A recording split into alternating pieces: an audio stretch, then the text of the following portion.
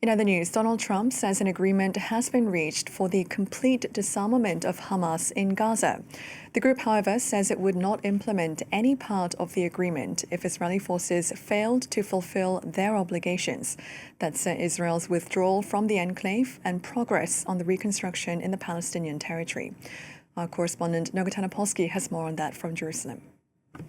It does appear that this agreement, officially an agreement between Donald Trump's Board of Peace and Hamas, the terror group that perpetrated the attack against Israel on October 7th, 2023, that started this entire almost 3-year process of war now. This agreement was announced in a Truth Social post by Donald Trump, apparently with no coordination with Israel. So all we have heard from the Israeli side are sort of rushed comments that came out unsourced, but from the office of the Prime Minister of Israel last night, basically saying, we're not withdrawing, we're not a party of this.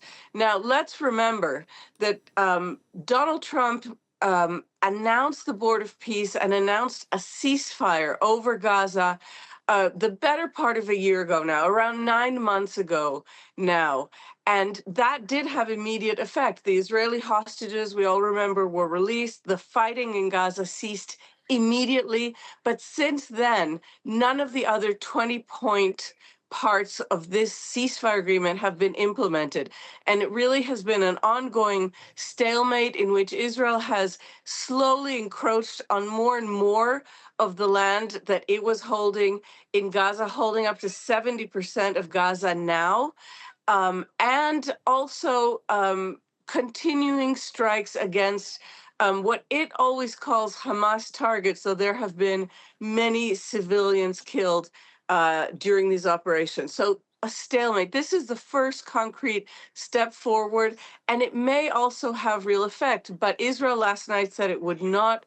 Um, uh, it would not redeploy. It was not a party to it. And we should also add that Hamas, despite signing this, apparently under significant pressure to sign this, has not really agreed in any concrete way to disarm. So, as you said, there are supposed to be kind of storage units in which Hamas personnel will be able to deposit weapons that they've been given as part of their Hamas activities, but also privately owned weapons that they may have. They will also be allowed to sell small weapons that are in their possession. But Hamas have very clearly said that they will not give up their weapons. So between disarming and giving up their weapons, we may see a breach there. That said, I want to emphasize this really is the first concrete step towards re-energizing Donald Trump's 20-point plan. It could have effect, and there are significant powers pushing for this. So Egypt, number one, and Egyptian intelligence under whose auspices these talks were being held. Turkey, Qatar. Turkey and Qatar are allies of Hamas. Egypt is very, very much not.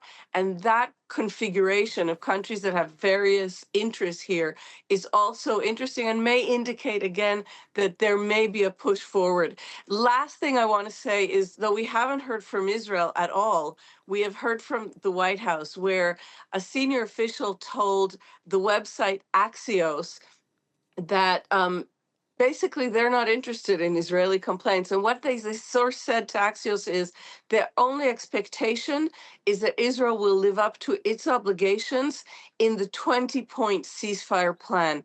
And that's an interesting framing, because Israel did sign that agreement and is obliged under international law to conform to it. So that may put Israel in a bind.